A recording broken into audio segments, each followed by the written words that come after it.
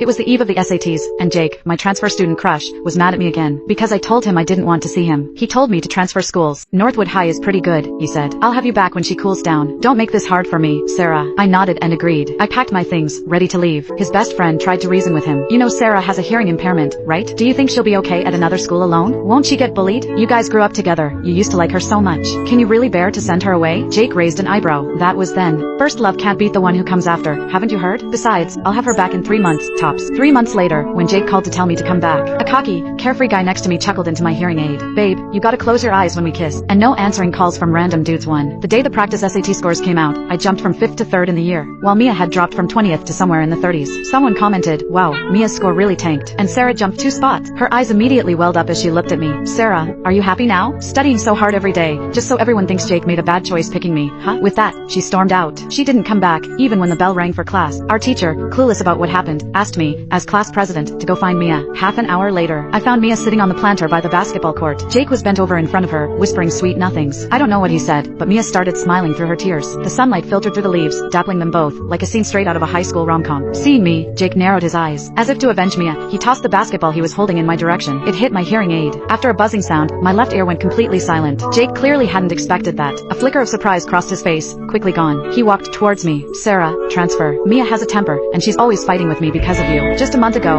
he'd asked me, Sarah, will you be my girlfriend after graduation? With the SAT so close, I instinctively wanted to refuse. But Jake said, Sarah, don't make this hard for me. Every day you're here, Mia is unhappy. You don't want to make things difficult for your dad, do you? My dad worked for Jake's family's company. He was using my dad's job to threaten me, for Mia. I knew my dad had worked at the company for years, from age 22 to 45. I couldn't let him lose his job in middle age because of me. Fine. Jake seemed to relax. I'll have you back when she calms down. Mia must have overheard. She walked over and touched Jake's hand possessively. Jakey, I think Northwood High is just fine for her. Northwood was known as the worst high school in the city. Jake knew that, of course. He just laughed casually. Okay, whatever you say. I clenched the broken pieces of my hearing aid in my palm. They dug into my skin. It hurt, but it also stopped me from crying. After a while, I threw the pieces in the trash. Then I turned and left. Jake quickly arranged my transfer. The whole school knew I was leaving. As I packed my things, people whispered, no way, Jake's really kicking Sarah out for Mia? I thought they were childhood sweethearts. Yeah, childhood sweethearts can't beat the one who comes after. Jake used to be so good to Sarah. Ever since Mia showed up, he hasn't walked home with Sarah once. Such a shame. Sarah's grades are so good. She had a shot at Harvard or Yale. Transferring now will really hurt her chances. I heard she's going to Northwood. That place is known for being a troublemaker's den. If Sarah goes there, all her hard work will be ruined. Under everyone's sympathetic gazes, I carried my things and prepared to leave. As I walked to the stairwell, I overheard Jake's best friend trying to talk to him. You know Sarah has a hearing impairment, right? Do you think she'll be okay at another school alone? Won't she get bullied? You guys grew up together. You used to like her so much. Can you really bear to send her away? Jake leaned against the wall and chuckled. What's there to not bear? That was then. First love can't beat the one who comes after. Haven't you heard? Besides, I'll have her back in 3 months. He seemed to sense something and looked up. He saw me standing at the top of the stairs. His gaze fell on my slightly swollen ear, and he frowned. He instinctively stepped forward and took my hand. Come on, I'll take you to get a new hearing aid. Consider it my apology. I shook my head. No need. That hearing aid was a gift from you anyway. Now we're even. The moment he broke my hearing aid, the stinging in my ear made me decide I didn't want anything to do with him anymore. Jake froze. That hearing aid was a gift he gave me for my 17th birthday. The Evans family never encouraged extravagant spending, and Jake didn't have much allowance. He'd worked 2 months of summer jobs to buy me that hearing aid, even dipping into all his savings. Back then, the 17-year-old boy had slipped the hearing aid onto my ear while I was sleeping. When I woke up and started crying in surprise, he'd clumsily tried to comfort me. Jake used to be so good to me. Mrs. Evans had told me countless times to be her daughter-in-law. Jake would grin widely and say, duh,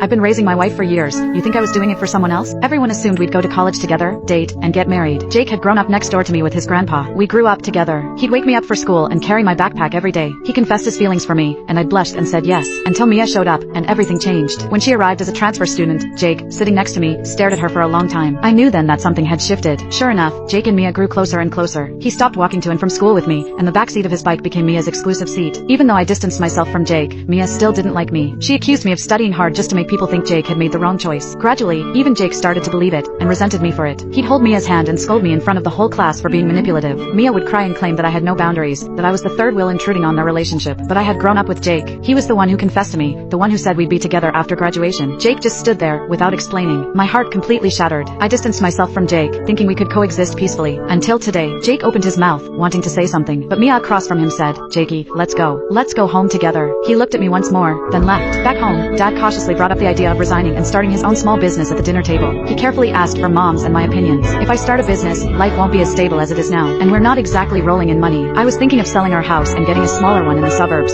What do you think? Mom frowned. Honey, maybe we shouldn't? Sarah's about to start college, and then after she graduates, we need to save for her wedding dowry. story. What if we're not young anymore? They knew about me and Jake, so for years, even though many people tried to poach Dad away from Evan's enterprises, he never wavered. Knowing Jake was an only child, he was even more dedicated to his work there, and felt awkward about leaving. Dad pursed his lips. Well, then, I suddenly spoke, interrupting him. Dad, I support you starting your own business. I knew what Dad was capable of. He had experience, having been in the industry for years, and he had the necessary resources. Due to my grandparents' health issues over the years, we didn't have much in savings. He must have really wanted to start his own business, and he must have thought it through carefully, otherwise he wouldn't have asked us at this time. Do what you want to do. Dad's eyes reddened. Mom chimed in. You've really grown up, Sarah. Honey, go for it. Once the decision was made, Mom immediately contacted a real estate agent. Although our house was old, it was in a prime location. Plus, Dad had set a reasonable price, so it quickly went under contract. The new owners agreed to let us stay for a few more days. Mom and Dad went to look at houses in the suburbs every day after work, until my birthday arrived. Mom got off work early and asked me to deliver a few slices of birthday cake to the Evans family. I hesitated for a moment, but under Mom's urging, I walked to Jake's front door. She didn't know Jake had forced me to transfer. After all, Jake had maintained that I wanted to transfer on my own. While she didn't agree with it, seeing the finalized transfer notice, she just sighed and hadn't said anything more. Mrs. Evans opened the door. Seeing me, she was delighted. Sarah, you're here. Yeah, Mom asked me to bring over some cake. Just then, I heard laughter coming from Jake's room. It was Mia's voice. Sure enough, the door opened and Mia, wearing a short, skimpy dress, walked out of Jake's room. Mrs. Evans looked embarrassed.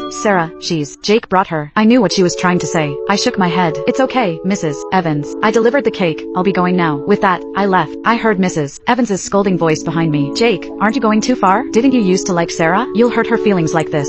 Sarah must be upset. Then, Jake's nonchalant voice. Whatever. The next morning, Mom, Dad, and I went to the new house with the movers. Because of the price, Dad had chosen a nicely renovated pre-owned house. It happened to be very close to Northwood High. On my first day at Northwood, I declined Mom and Dad's offer to drive me. I knew Dad was just starting his business and had a lot on his plate, so I took my backpack and went to Northwood by myself. The homeroom teacher was a chubby, balding man who beamed at me. When we reached the classroom door, it was chaotic inside. Because I couldn't hear in my left ear, my right ear was extra sensitive. Someone knocked over a chair, and I jumped. The teacher gave me a reassuring smile. Don't worry, wait here for a second. He then strode inside, hands on his hips, and bellowed, quiet down. No one paid attention. His face turned red. Or I'll call your parents. That finally got them to quiet down. Today, we have a new transfer student joining our class. I walked in, stood at the podium, and introduced myself briefly. Hi everyone, my name is Sarah. Sarah with an H. The class erupted in cheers. The transfer student is so pretty. Quick, check if my hair is messed up. From the corner of the classroom, someone said impatiently, shut up. Instant silence. I was a little surprised. The teacher, looking exasperated, told me to sit in front of that person. I hesitated. The teacher reassured me, it's fine, he doesn't hit girls, so he hits people. How scary. My deskmate was a girl. She introduced herself. I'm Maddie with an IE. Just call me Mads. I nodded. The teacher walked in, and I quickly took out my textbook. Northwood's curriculum was definitely different from my old school's. During class, almost everyone did their own thing. Some slept, some read novels, some even did their nails. Paper airplanes carrying cheat sheets flew over my head. The teacher seemed used to it. After taking a few sips of tea, she picked up her book again. Where were we? I carefully reminded her. The third problem. She nodded. Right. Then she looked at me in astonishment. Someone's actually listening to my lecture? Mads later told me that if Northwood was considered a failing school, then class 13, where I was now, was the bottom of the barrel. It was where all the failing seniors were gathered. When I transferred, my homeroom teacher had practically begged the principal in tears to get me in his class. Looking at Mads eating ice cream during class, I felt for the first time that the world was so bizarre, yet full of life. After that, the teacher seemed more enthusiastic about teaching. A few students, inspired by her, started to pay attention. Until school ended, everyone rushed out. I noticed the guy in the corner hadn't woken up. The school was about to close. I walked over and nudged him. Hey, class is over. He lifted his head, his eyelids heavy. His narrow eyes looked straight at me. His thin lips curved into a slight smile beneath a high-bridged nose. Thanks, wifey.